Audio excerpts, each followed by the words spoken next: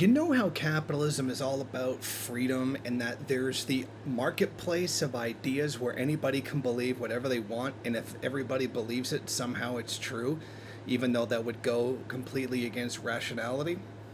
Well, England has decided it's going to go even further. It has now been decreed in England, now specifically England, that anything coming from an anti capitalist source is now no longer allowed. The discussion of anti capitalism is no longer allowed.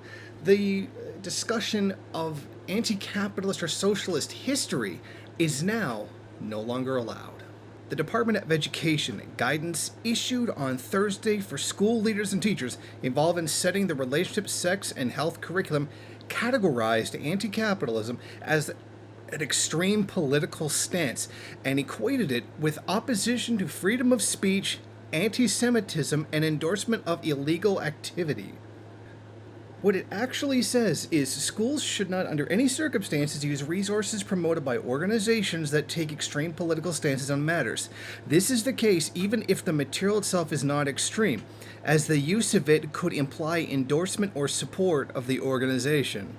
Yes, so you can now no longer say, this is what the Soviet Union said at whatever speech at whatever time, because that might be seen as an endorsement of the Soviet Union and everything it represented. Of course, that would make teaching history very difficult to do, as you couldn't actually discuss the history of, say, the Cold War? That might be a little bit difficult to talk about now if you can't even reference things like that. It's all a very nonsense. Now, the former Shadow Chancellor John MacDonald said that this measure was inherently authoritarian. On this basis, it will be illegal to refer to large tracts of British history and politics, including the history of British socialism, the Labour Party, and trade unionism, all of which have at different times advocated the abolition of capitalism. This is another step in the culture war, and this drift towards extreme conservative authoritarianism is gaining pace and should worry anyone who believes that democracy requires freedom of speech and an educated populace. Yes, and that's a perfectly valid criticism to make of this. You're now no longer allowed to talk of British working class history, because generally trade unionism, socialism, etc., are talking about the rights and the struggle of the working class. So basically, working class history is what you're not allowed to talk about because it might offend conservative sensibilities, or the capitalist class. I think you know what I mean. Well, I mean, this is going to be dark days. I mean, I don't know how you're going to teach about Thomas Paine if you're not allowed to talk about these things. So I thought it's really interesting. If anti-capitalism is an extremist position and capitalism is the diametrically opposed opposite idea, then wouldn't that make capitalism an extremist idea as well? But of course, the mistake I'm making here is that I'm trying to apply logic to something that is a simple measure of totalitarianism trying to control thought. What's interesting here is they're trying to erase history. We will not talk about these things because they did not happen.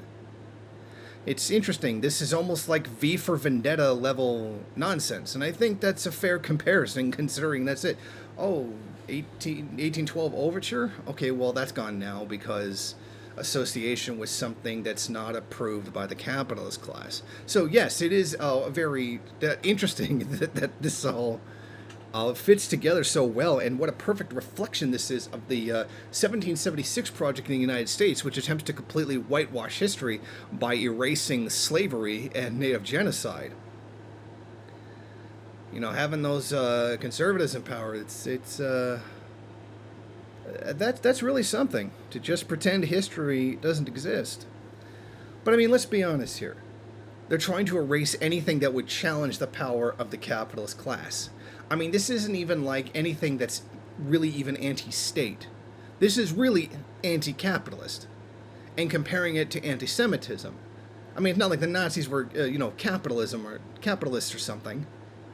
Or that there's the long hidden history of the collaboration between the Nazi Party and members of the royal family, but I'm guessing you're probably not allowed to talk about that either.